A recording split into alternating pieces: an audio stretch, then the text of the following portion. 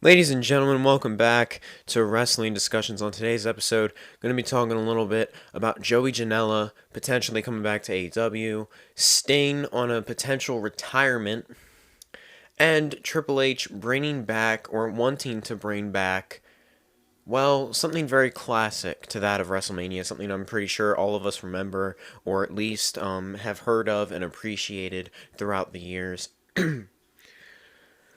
So starting with Joey Janela. Joey Janela, obviously having left AEW back in 2022, has said in an interview that he wouldn't be against the idea of coming back to AEW. Now, it does sound like if this is going to happen, if this will eventually happen at some point, it's not going to be anytime soon. It's not going to be in early 2023. On top of that, Joey Janela, obviously, he was one of the originals to AEW. He's one of the first signees, one of the first names to really kind of be brought in. And he did do quite a bit for AEW, in my opinion. He wrestled that of Kenny Omega, wrestled that of Jon Moxley in some pretty major matches at different points and times. He was a very entertaining wrestler. He always was someone that kind of went go big or go home kind of guy. And after a while, though, he stopped being a guy who was seen on Dynamite at all and was strictly an AEW Dark guy. And I think, when his contract when his contract expired, Tony Khan didn't seem to be very interested in writing him a new one, nor did Joey Janela seem very interested in wanting to re-sign, which doesn't surprise me. I don't think Joey Janela was treated the best in AEW. I'm not saying he's the best wrestler, but he's better than some of the guys that Tony Khan has been putting on TV, and Joey Janela does certainly deserve that TV position. So I don't really know where I stand on my opinion on that. I just think Joey Janela in AEW would be good. It would be interesting if he was given TV time. Now, currently, Joey Janela even said in an interview, from what I can remember, he wasn't super happy with what he did in AEW. He could have done better. But it also seems like he's kind of glad to be away from AEW. He's glad to be where he is currently. I believe he's in Japan, I want to say. I'm not 100% sure, so don't quote me on that. But it's nice to see him right now in a better position, I think, because I do think I think he's a little happier right now where he's at than wanting to, go straight back to AEW, which I don't blame him for.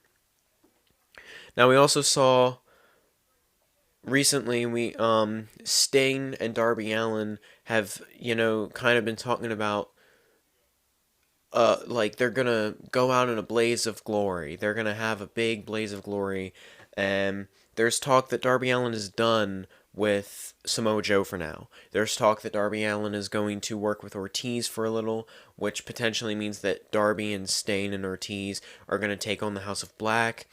This could mean a couple different things because we don't know where Eddie is. We don't know where Eddie stands. We don't know where Ortiz stands.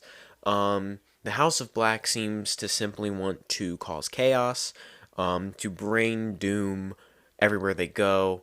Obviously, Darby and Stain being two major players in terms of the House of Black, due to the simple fact that they're two guys that really, they're two guys that pushed the House of Black to the limits, managed to beat them, managed to win at All Out back in 2022. And here we are now in 2023, going into Revolution, March 5th, not much longer. And there's potential of us seeing Darby Allin, Stain, and Ortiz taking on the House of Black. I'm not saying it. I'm not saying it'll happen. I'm simply saying there is potential for that to happen. Now, on top of all of that, we also saw we've also been hearing from Sting lately that he is potentially thinking on retirement. If he were to retire, me personally, I would love to see him fight Darby. Not in a rivalry, not like, oh, one betrays the other. No. I would love to see Sting cut a promo and say, I'm ready to retire. And I want to have one last match with a guy I've been mentoring, a guy I've been working with, a guy that I respect, and I've been on the road with for the past year, Darby Allin. I would love for Sting to choose his opponent.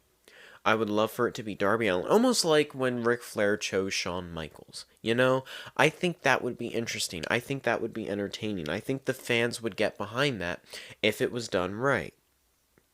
And let me know what you guys think in the comments section. Feel free to say, like, if you think, that would be entertaining, or if you wouldn't want to see that, if you would want to see it.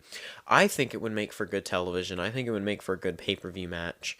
But either way, though, if and when Sting retires, it's going to be a sad day, but it's also going to be a day, I think, where people look at it, look back at his career, and just bask in the gloriness of it all, because this is a guy that was truly one of the best at what he did. This was a guy that was truly one of the best professional wrestlers. He's done some of the best things he possibly could. He did things in WWE, he did things in WCW, he did things in TNA, he's done things in AEW. He's everything he's done has been nothing short of fantastic, nothing short of an elevation for whatever company he's wrestled for. And I honestly think the guy deserves nothing more than to, retire and get a break, if that's what he wants. And so if that's what he's leaning towards, if he's finally ready to retire, if he's finally thinking this is my time. The first time he had, partially announced retirement, I don't think it was on his terms. Now, I do believe it's on his terms, and I do believe it will be the end of Sting.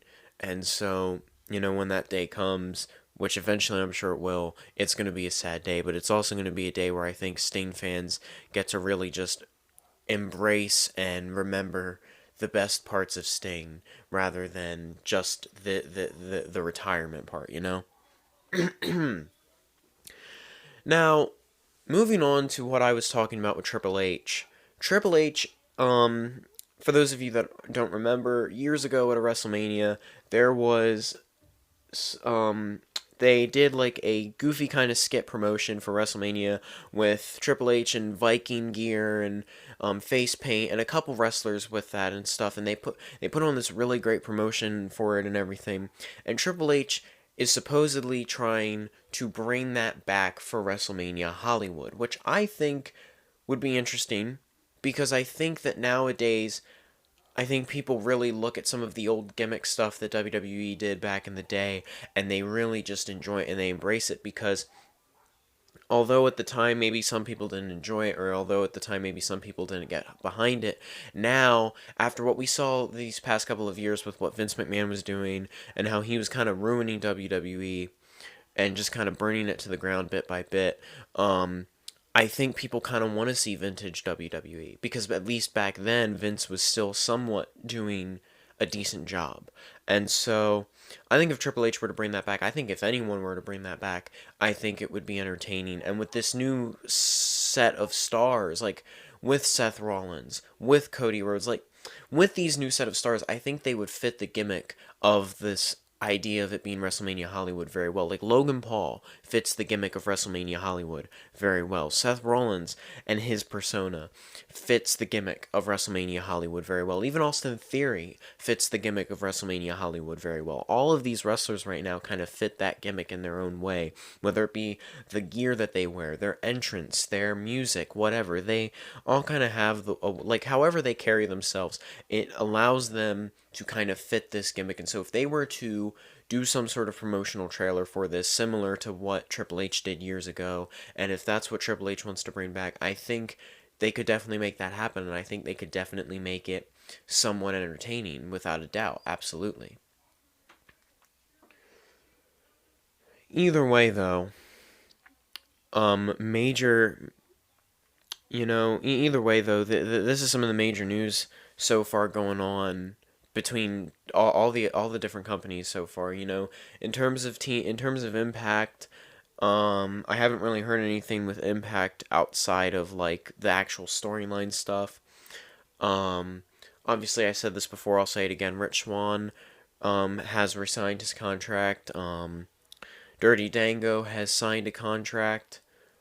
All in all, though, I think everything for all the companies right now is going smoothly. I don't think there's been any major changes since we've seen Vince McMahon come back. Everything seems to still be running fine in WWE. I think AEW right now is certainly picking up. I think that 2023 has so far been a good year for AEW, and I'll talk about this a little bit while I'm here. Um, there's been a little bit of talk, like through YouTube sections and stuff, and also, an opinion I've been developing, a theory I've been developing, of a potential CM Punk return to AEW. Now, I'm not saying that it's going to happen. However, I'm not saying it was a work.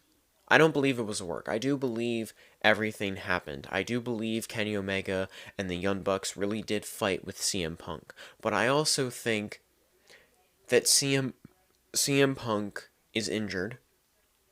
He could potentially come back. He could potentially wrestle again if that's what he deems to do, if that's what he wants. And he could potentially fight MJF for the AEW World Championship like people wanted in the first place. I'm not saying it will happen. I'm not saying it won't happen. Personally, I don't want it to happen, as I am not a CM Punk fan. After what happened at All Out, I want him gone and out of professional wrestling. However, I can't deny, just as, everyone watching this video and everyone that watched CM Punk at home and in the audience whatever match they watched, can't deny the fact that he is a good wrestler. He is a very talented wrestler. He is one of the best wrestlers, and he will always be one of the best wrestlers. However, all that being said, all of that being mentioned, he could potentially be done. Like, this could potentially be over for him. And I hope that that's the case, but you never know. Alright, ladies and gentlemen, I know this is a bit of a short video. As always, though, thank you for tuning in. And I do just want to say real quick, enjoy your Super Bowl Sunday. Maybe not all of you watch it, maybe some of you do, but either way, enjoy it. And as always, thank you for tuning in, and I'll catch you in the next one. Peace out.